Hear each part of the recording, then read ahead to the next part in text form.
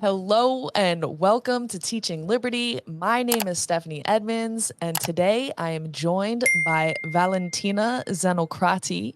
She was the national coordinator for university students on Milei's campaign, who is now the president of Argentina, right? Congratulations. Should Thank have you. started with that. You are a Lola, like me, Lady of Liberty, and you are a student yourself. So you have a lot going on. Again, congratulations on the win, and that's why I brought you here. Because I mean, Argentina, I do know where it is on a map, um, but I can't say I know much about the political situation other than you guys had kind of a communist Yeah. socialist program going on. It wasn't going so well. Lots of Mhm. inflation, many people fleeing. I know we got a lot of Argentinian economic refugees here in the Mhm. States. But maybe there's things are going to turn around. Maybe there's a different future in line with Milei. So tell me about it. Tell me first, like, about yourself, a little bit of the situation down there in Argentina. Like, give us a big picture here. Okay, as you will say, I am Lola, as you. I am the leader of Mendoza, Argentina chapter. And also, I have been working with everything related to politics and university. Politics in university, it's something difficult to explain to other countries because it's like another spectrum happening in the country. Is who tell you what you are going to what you are going to learn in university. If you don't get involved in that camp of action, you are going to learn Marxism and Keynes and all that stuff, but you will never hear the name Mises in a public university. So that's why we are there.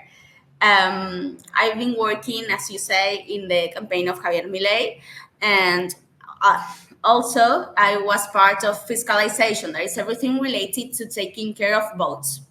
And that in Argentina, as you say, we had communist governments and populist governments. We have like Cristina Fernandez de Kirchner, that she's actually with legal process and all this stuff going on because of corruption. And now the government that we have is Alberto Fernandez, that is like the same life, that's it, the same line, sorry, that it's called Kirchnerismo here. Everything related with communist ideas and something similar of Maduro in Venezuela. Okay. So and what I'm sort of gathering also is from whether it's in life outside of school or life in school or life in university, it's all very centrally planned, centrally controlled, unless you happen to either come across people Mhm. who have different ideas. Maybe you have the ability to pay for private No, things. yes, you have, like, we have all those opportunities. Our worst problem right now is inflation. We have 160% in a year, so that's a lot. And that's a lot. And for Argentinians, it's not that a lot. It's like for us, it's inflation, and that's all. But well, all those things have consequences that we live every day, and we have a lot of poverty. Like 60% of children are in situation of poverty, and all this stuff. It came out with the anger of people, and I think personally that this is the reason why Milei won. Um, People is tired and angry with all the system. We don't have everything planned. We don't have like the government do not tell us what to eat, but the money isn't enough. Never, we never have enough money. Like the minimum, the average salary is $400. It's nothing Like in a in a month. month, $400 in a In a month. month. In a month. Okay. And Yeah. so, and was it? Oh, how old are you, if you don't mind me asking? I mean, you're a student. You're in I am college. 22. I am 22 years old. Okay, so you're sort of like I'm 33, so I'm about a little over 10 years older than you. But I was just trying to understand, in terms of time and history, how, before we I definitely want to get into Milei and the campaign and, more about your role in it and about some of his policies and what we might expect. But I first want to try, because, we're American. And I mean, my audience is generally American. I'm American. And we have the privilege of sort of just being like really into ourselves, and everybody else knows about us, but we don't really, know too much about everybody else. So I'm just really trying to make sure that I understand the social and political landscape. And so I was wondering, has it always been like this in your 22 years? Was it always communist or socialist kind of, government? And were there times when it was better or worse? Can you just tell me a little bit more about like your life Yes. story? And then also, like, how did you come to Lola? How, it seems like you said university is very controlled by, you would be learning Marxist and, all of these Keynesian economic principles. So how did you then ultimately come to the ideas of liberty and freedom and become a Lola? Okay, first of all, Argentina has like two periods in the short story. First of all, we have the two governments of Nestor Kirchner and two governments of Cristina Fernandez de Kirchner, and it's what they call like the win decade, something like that. And it was all a process of the government intervening in everything, giving subsidies to everyone, a lot of inflation too. But we had the lucky, for saying in some way, that all this happened when the commodities were in a very high price. So the government has the possibility to finance all this party. And what were the commodities? Like, what is the commodity that I don't is know really the name in English is soja. I don't know if it. Is it like a plant or like it's a plant. It's a plant. It's like, well, it translated as military, but I don't know if it's military or not.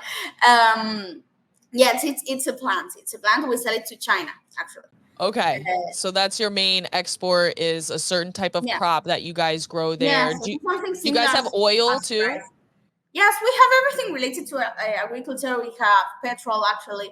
We have gas. We have everything, but we don't find a way to exploit it, luckily, efficiently.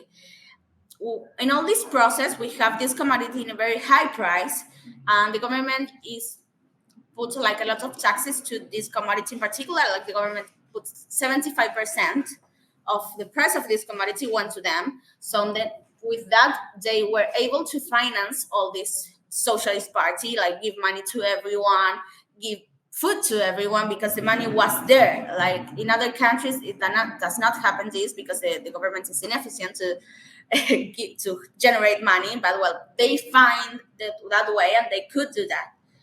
After that, it came like a brief period that it was the government of Mauricio Macri.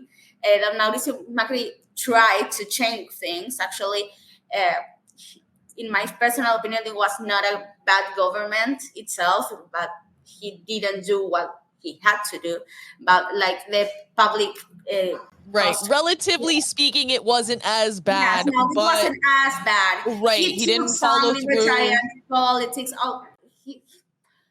In the opening government, like the main speaking of he speak about Hayek, actually, like he had the ideas, but he didn't know how to apply them. And well, then, and of course, this is my worry too about Milei, which we'll get into, is you have constraints, right? A president can only do so much. There's certain politics that are fighting against it. So I'm sure there was some of that. And so around what year is that we have this, like, okay, 2015. Yes, okay, to 2019. Okay. Yeah. And then it came the government that we have nowadays, that it's Alberto Fernandez. His vice president is Cristina Fernandez de Kirchner. We have the longer quarantine in the world. Like everything related to COVID was awful. You have to, like, you were able to leave your house in a certain day. because of the number that we have in the ID. Like if your number finishes in 3, you were able to get out on Monday or things like that. Wow, I don't think that I realized that at Yeah. all. Because we talk so much, of course, about ourselves, Australia, Canada. I mean, I always saw Europe as being sort of a lesser degree than the United States. Of course, there was China, but I didn't talk really about South America. I did not realize that it was that intense down there. Wow. Yes, quarantine was awful. Like we weren't able to get into a supermarket if it was not the day that we were able to get out of So our did they houses. have somebody literally there checking the Yes, cards at the yes. And you have to do a row, and they check your ID, and okay, you were able to come in. How? No, you cannot get in. But if you need toilet paper or food or something, okay, up to you. Wow. But well, You gotta like luckily, bargain with somebody whose number it is, right? Make sure that yes. It was awful, and this lasts more than a year here, so it was a disaster. Luckily in Argentina, we always do whatever we want. It's like in our way to so live. okay, I get it. So like it was tough. There was restrictions, but at the same time, there's sort of Never like respected them. that spirit there. Okay. So you might not And have been able to get into the store, but I don't know that you could small find businesses doesn't care at all, didn't care at all, and all this stuff. We live the way that that we want okay. to, even though with the quarantine and all this stuff. Like first of all, it was very tough. But well, when you have a year living like that, uh, you do whatever you want. I It's like feel a you. matter I of feel you.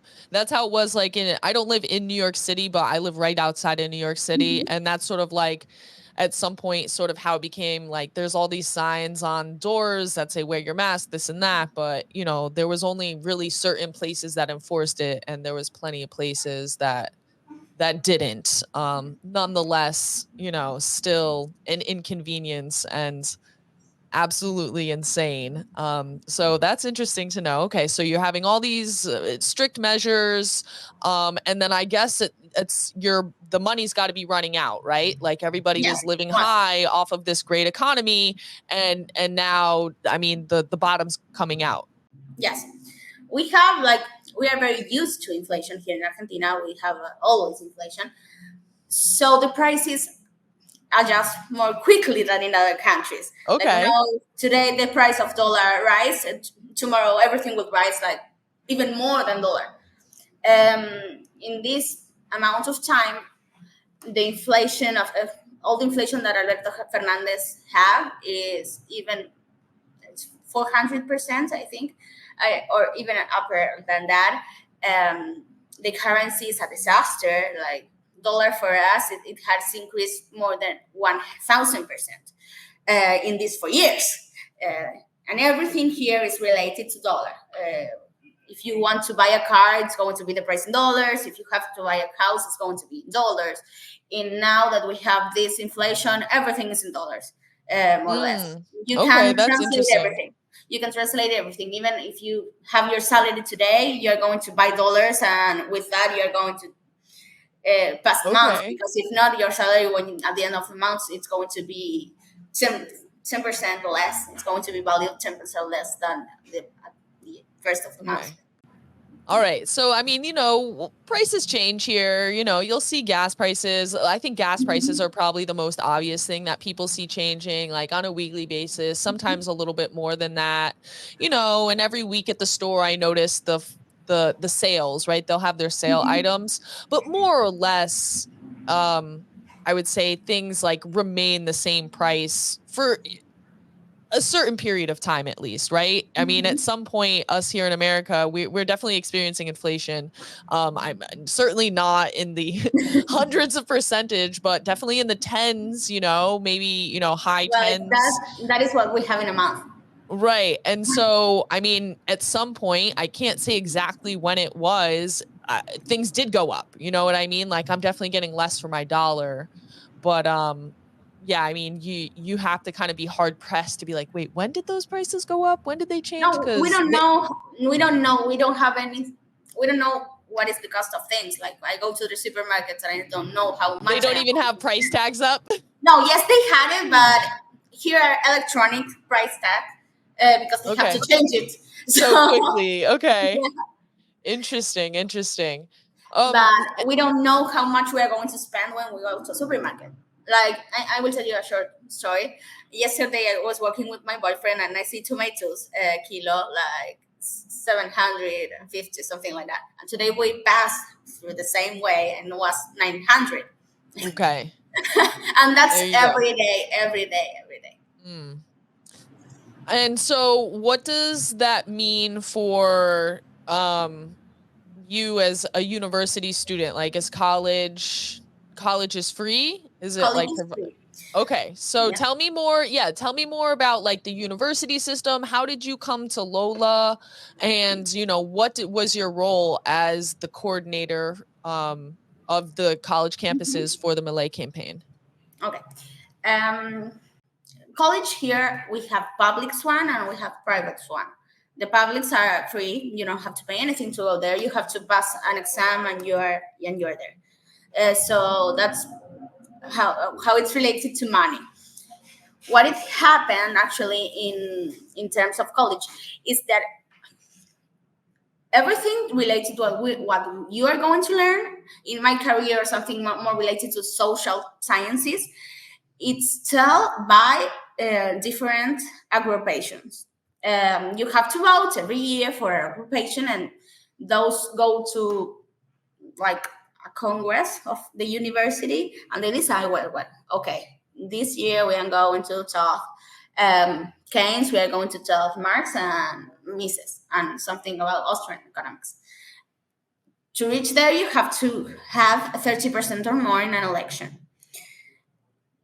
We founded UPAU, that it's this agrupation, that it's a libertarian agrupation, in 2020. In all this quarantine, libertarianism here had in those years like a very good exposure because of Javier Milei, actually, and a lot of people were interested in participating in these new ideas that they were hearing, because we were living, like I told you, this awful quarantine. Our liberty was totally covered. With all this, we decided to found this agrupation. Actually, our first elections were this year, and we reached 30%.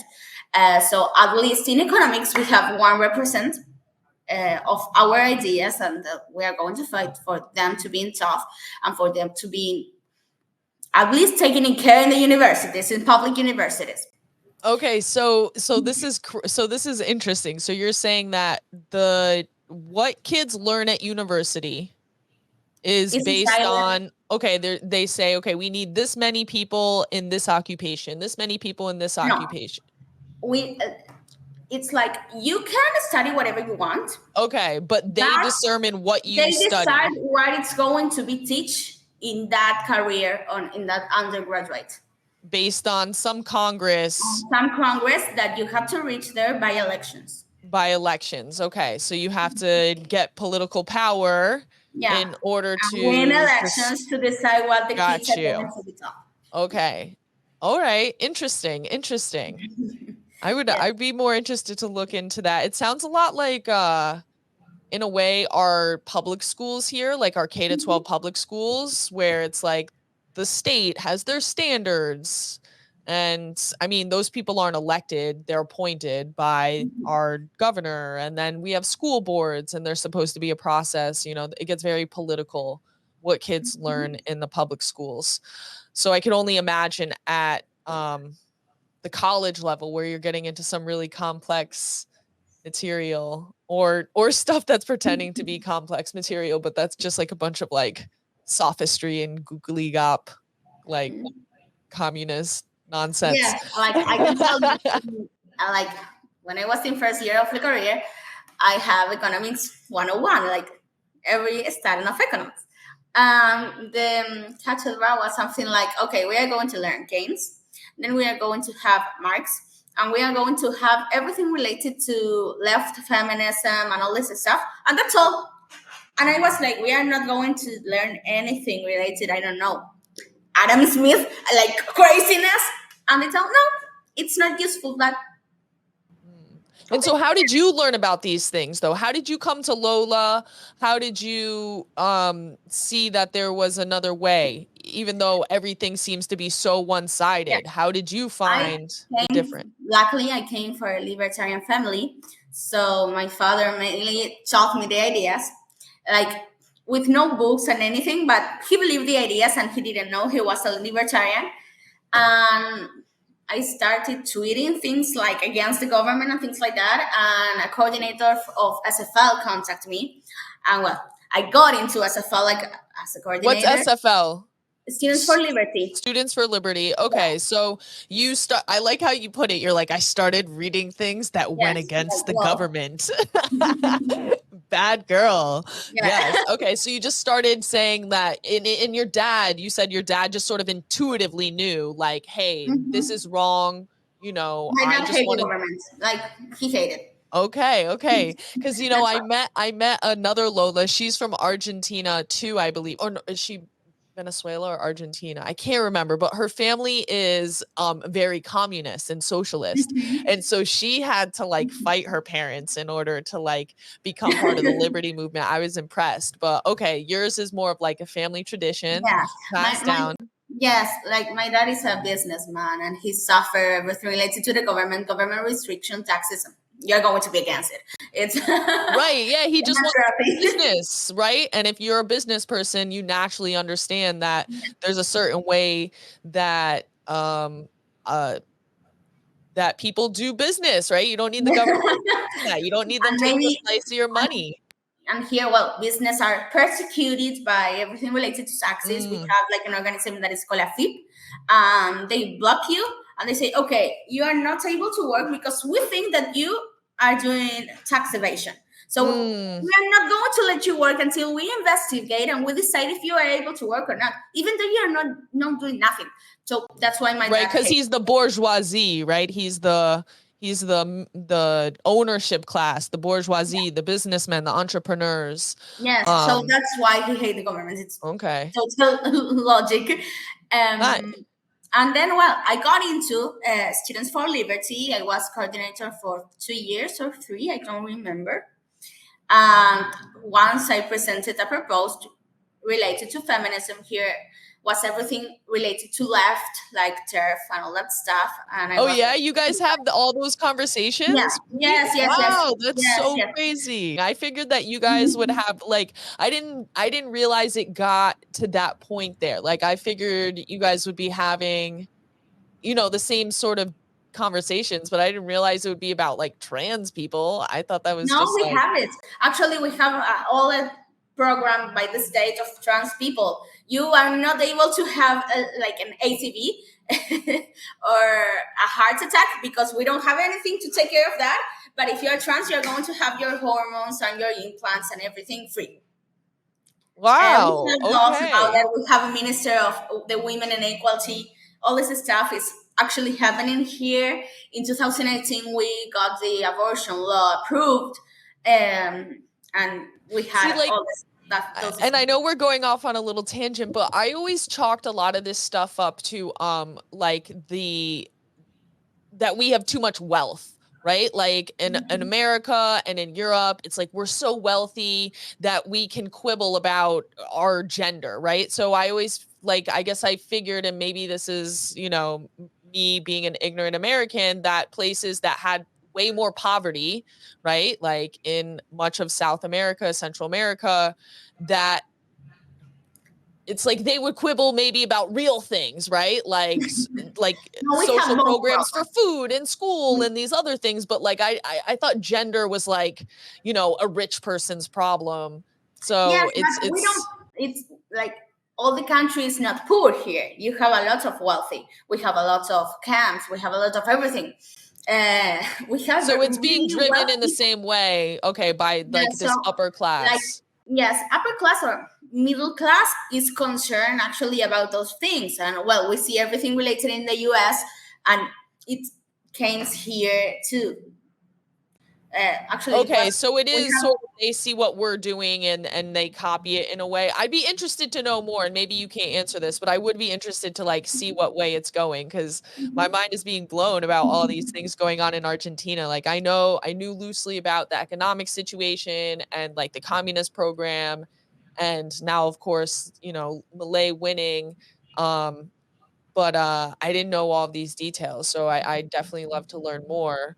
Actually, Um, the government that we have now, Alberto Fernandez, won because he had all these policies related to gender, related to LGTB, related to all gender stuff, even more than economics. It was like a war between rights, like, okay, we are going to give you rights, and the right is awful, bad. They only care about economics. Okay, Things like so that so was you're like having human rights. So you say the rights like yes, human rights on the it's a left human right to have this. It's versus a human right to have those. It's a human right that trans can be able to go to a public hospital mm, and have their hormones. It's everything. It's right here. Like they give you okay. rights. Like they were papers or something like that. And so tell me about the Malay campaign then, right? And so I mean for us in the United States, first of all, the thing that I'm suspicious about is that they're telling us about the president, what's going on in your country at all. I mean, it's not that we don't ever talk about the politics down in South America. But typically what I find is that when there's something that's running on our media here, there's a bigger agenda there. They want our attention on this election. So already I'm sort of like, okay, why is our attention being drawn to this? The guy says he's a libertarian, and I'm like, yes, that's awesome. Libertarianism, right? And libertarians in the US are all like, look, like liberty ideas, they're winning. And like, I don't want to be a Debbie Downer. Like, sure, like let's celebrate. But at the same time, I'm sort of like, I don't know here, guys. Seems a little too good to be true. So, tell me more about what it was like to work on his campaign. Like, what actually was his platform? I mean, I've seen the viral videos. Al zurdo de mierda no le podés dar ni un milímetro. Pero ¿me podés definir zurdo de mierda que no Todos lo los que, entiendo? digamos, los colectivistas, los que ponen, digamos, o sea, esa... Y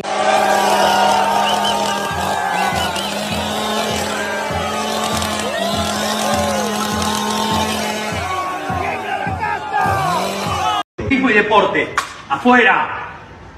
Ministerio de Cultura, afuera. Ministerio de Ambiente y Desarrollo Sostenible, afuera. In the government, we have a public office for everything you can imagine. Like we have a public office for gender, we have a public office for everything.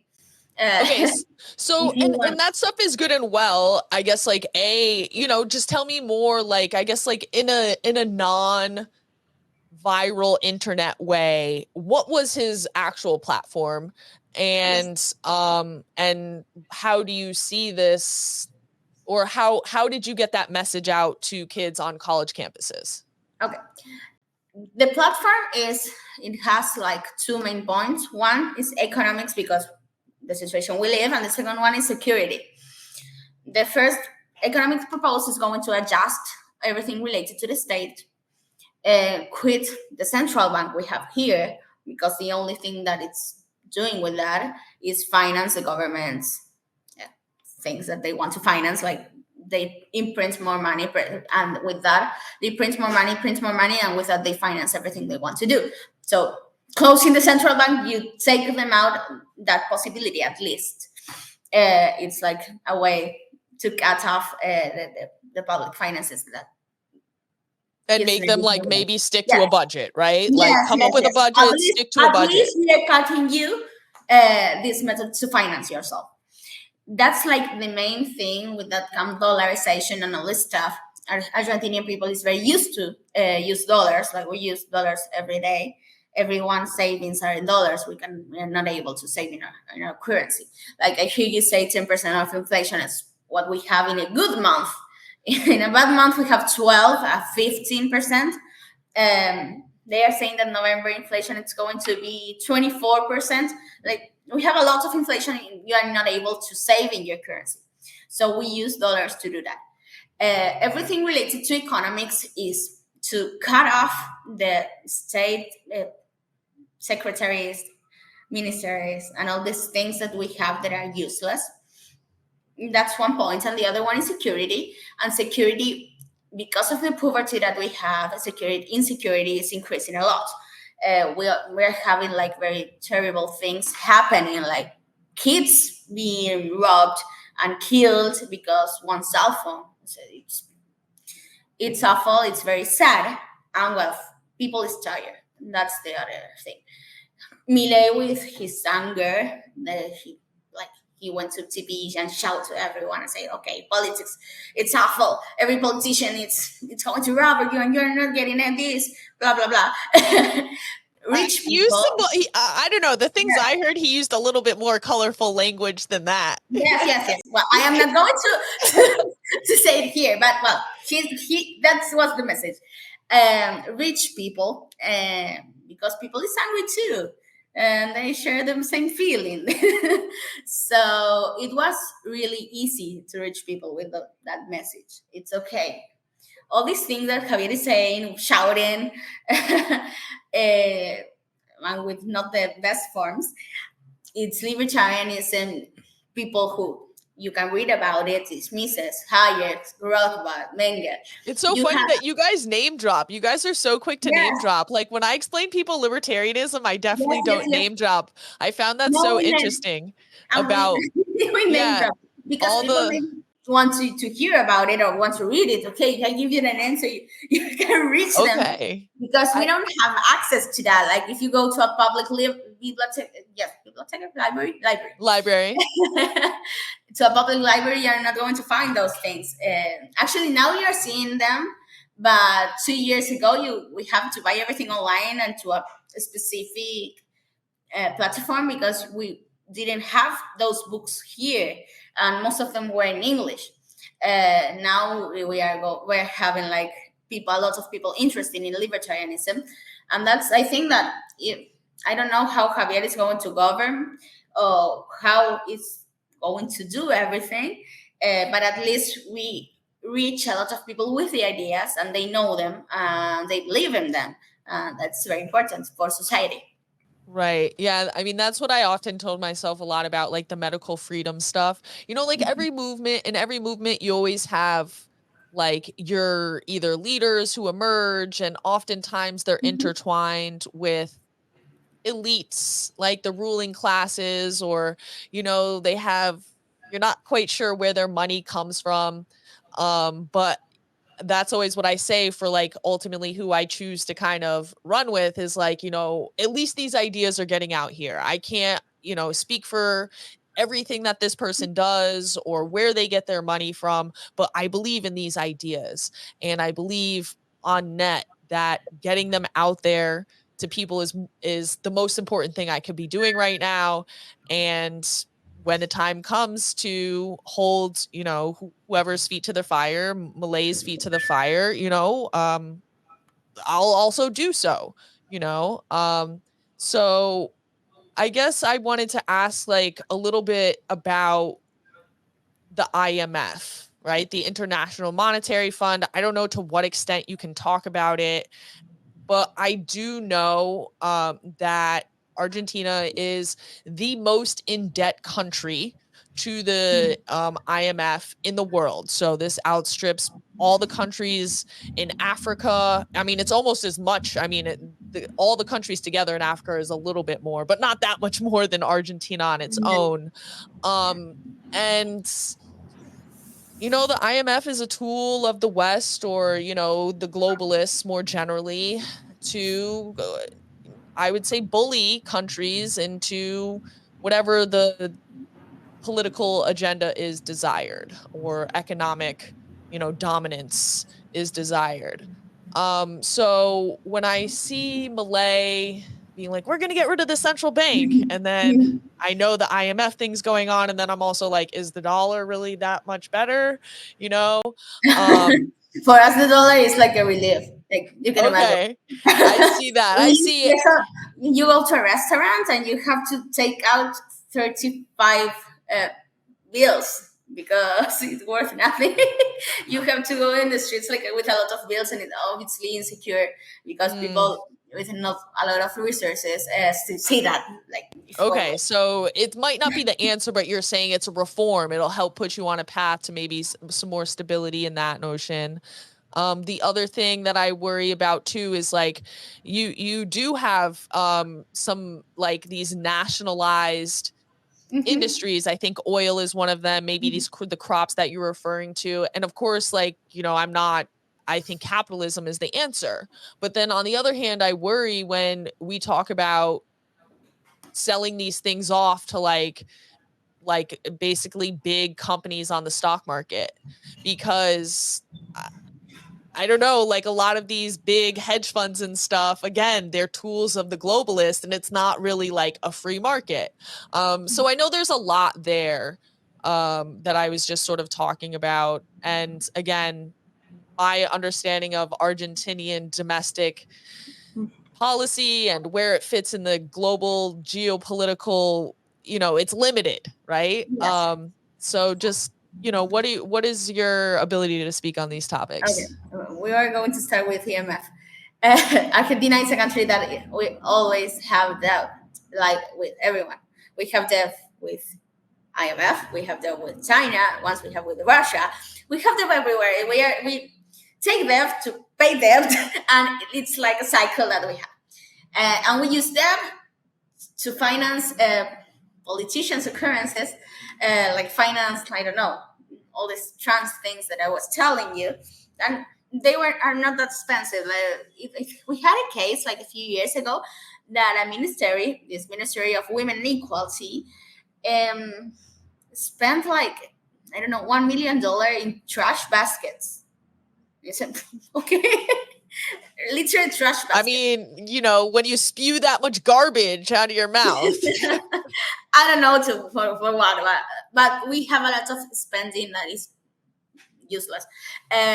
So we take debt to pay debt that we had years ahead, and that's why we have problems with EMF and a lot of countries, sadly.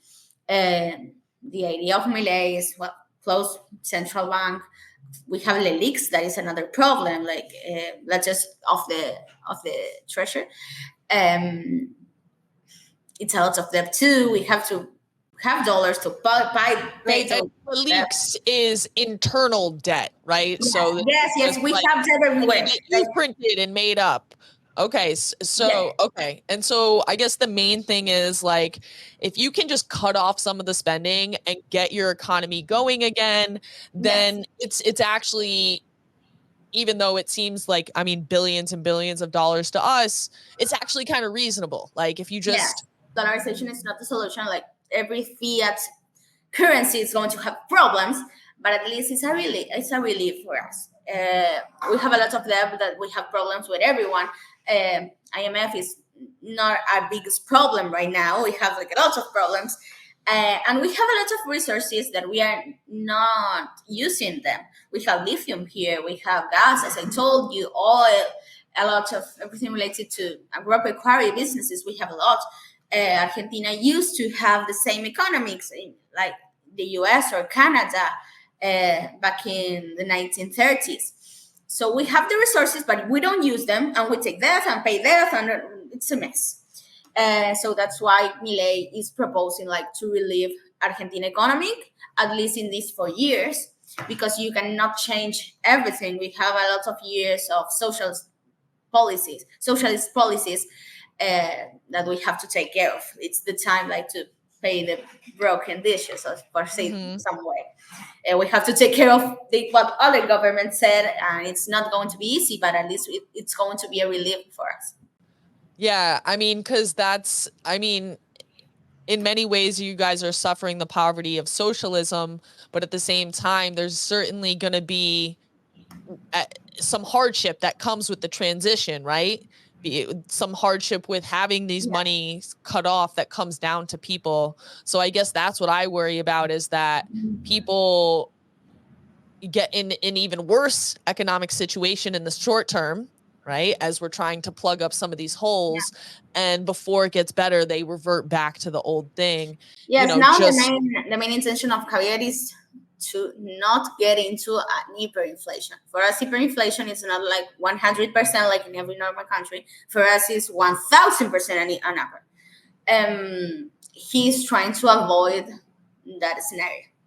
Do you think that he has Milei and his messaging and his team, that they're going to be able to stay connected enough with the people through this time period?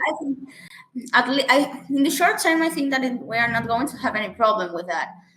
Like the team, it's people that have worked in the private sector all their life, in difference that we have in this government. No one ever worked in a private business. Like, they were 20 and they were living from the state.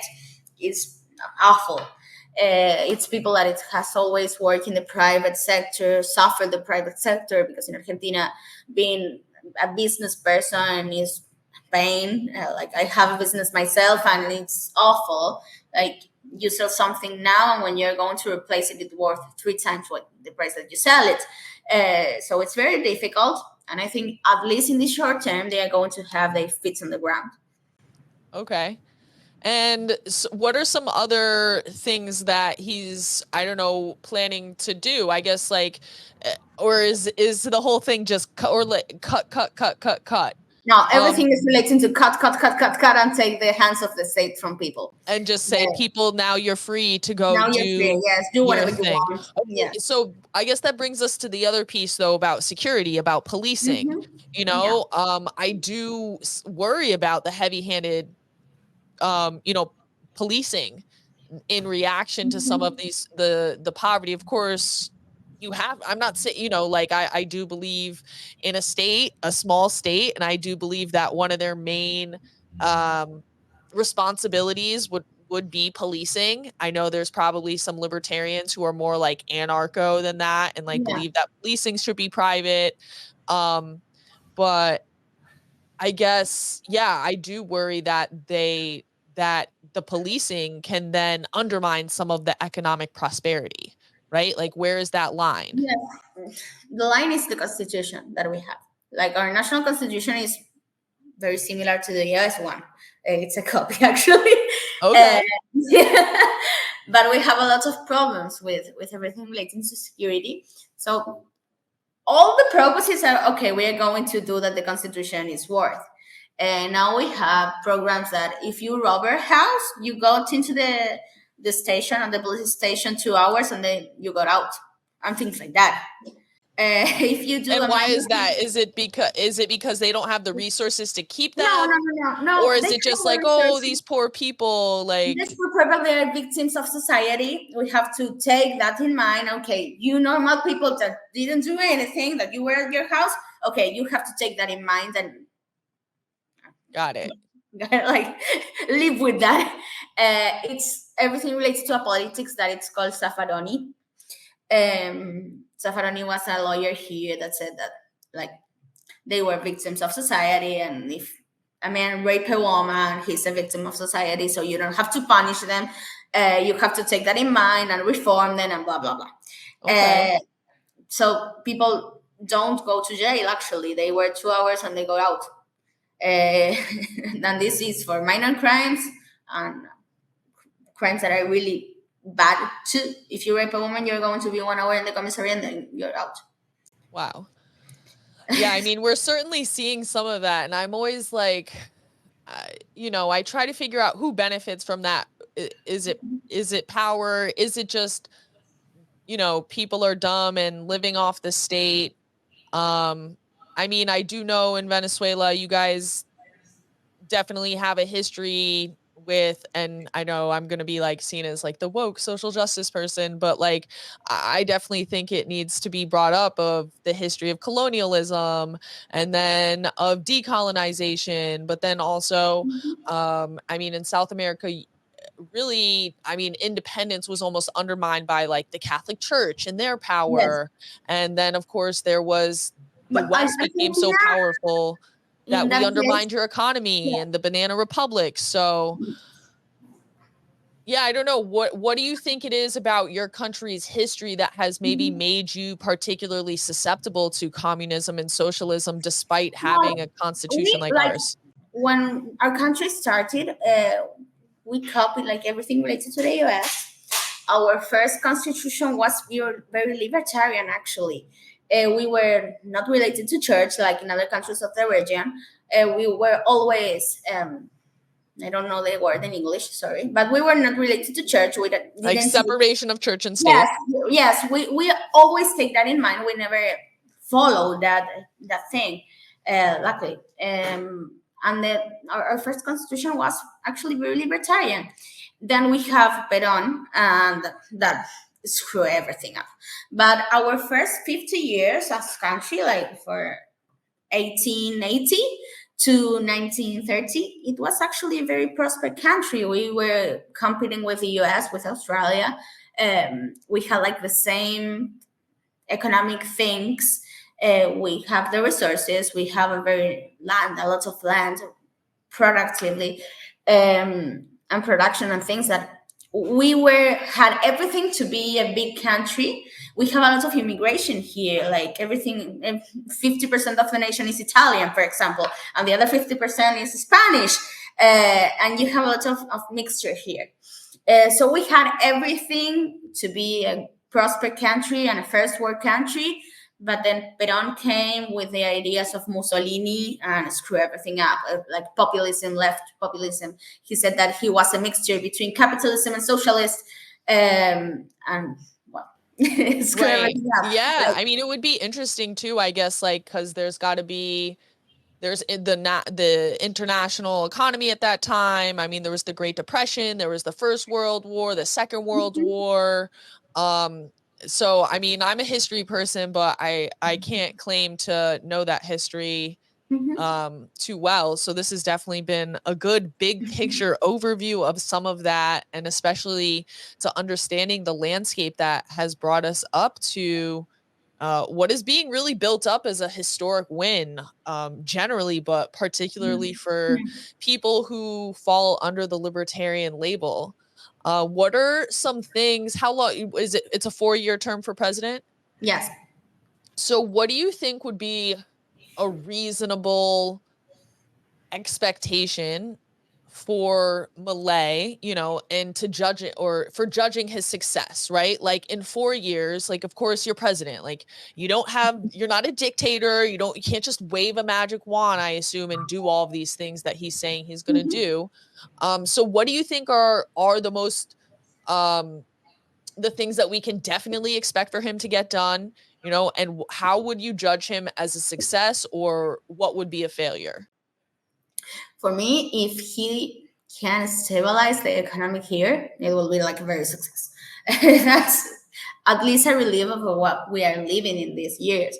If you can have a business and this business can go properly without the intervention of state, okay, that's going to be a win. Definitely. And can he do that? Or like, what does it take for him to actually eliminate a department? Does he need Congress to vote on it? Or No. can he just use his executive authority? Like the central bank, it has to be the Congress, the one who approve it. But everything relating to ministers and those, the president decides what ministers he's going to have in his period of time. So that's not a problem.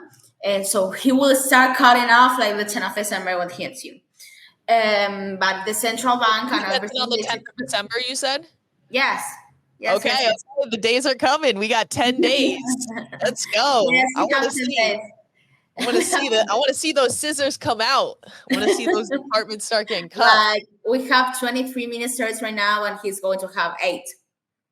So you come of the state. Okay, so he's already promised day 1. Boom! I'm going to cut these. Yes. He's going to have 8, and the other ones are out. Boom! Awesome. Okay. So we can certainly expect that. Got it. What else? Anything else that we can definitely expect? Close to central bank, it will be like a party here. Okay, so it's a big promise, right? So like he wants to close the central bank, but that's definitely going to be a political hurdle to get over. He has to. Yes. Were you guys able to win seats in Congress? Like, what is your Congress situation looking like? We have like the Congress divided in 3 right now. We have the actual government, Peronismo, with one of the three parts. Something that it's in the middle. It's weird. Some of them vote for parents and some of them will vote for us, and the other part is ours. So it's like a three-party. We depend what Juntos por el Cambio, that it's the name of the party that it's in the middle of this ideas, and the other ideas it's going to vote. So it's possible, right? He's going to have to use some of his political prowess. He's going to have to build a coalition. But it's not like the Congress is composed in such a way that it would make it impossible. Okay. No, it's not impossible. It's going to be hard, but it's not impossible. You can negotiate with them and things like that. Yeah. Okay. And then in terms of the policing aspect, I guess that's the other big part of it.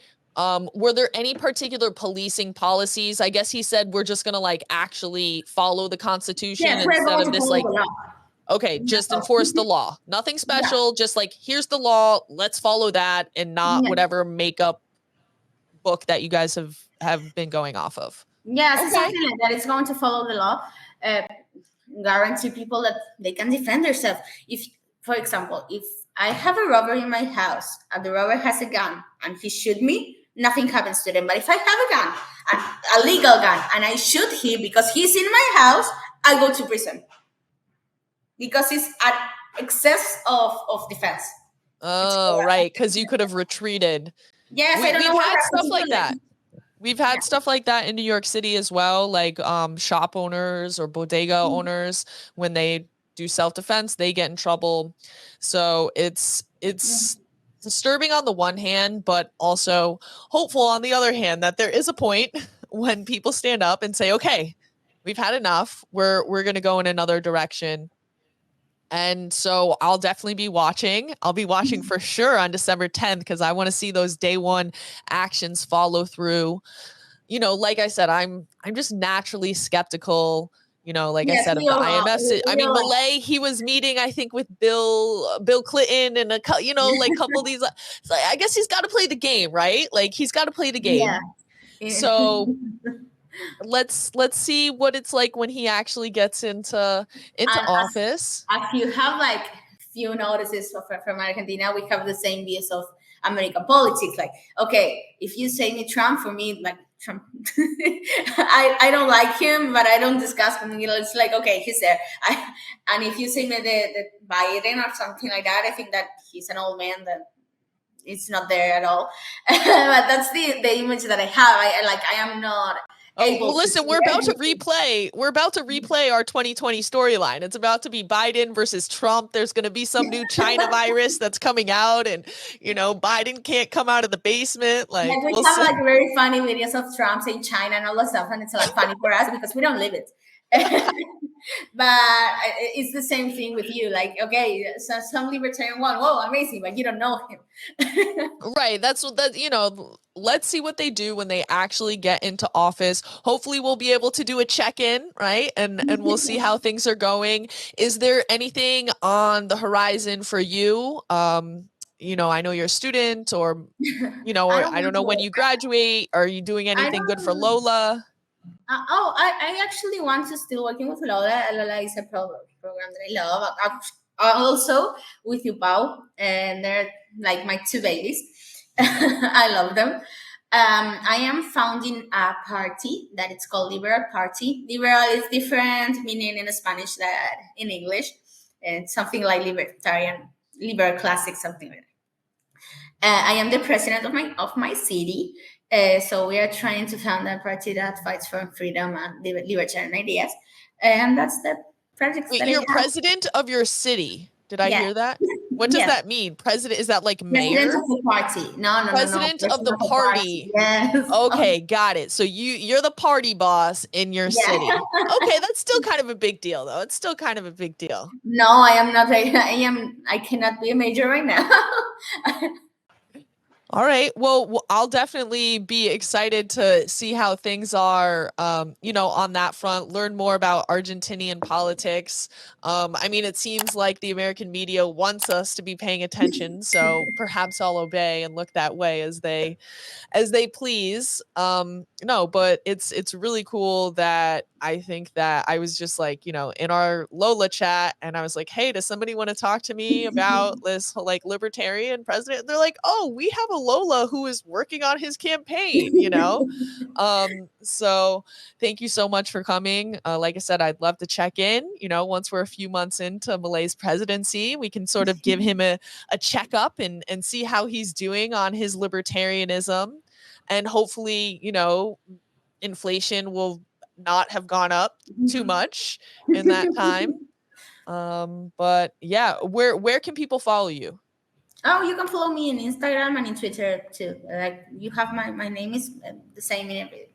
All right, look her up, follow her, and thank you If you look guys. me by my name, you are going to found it. So thank you for having me.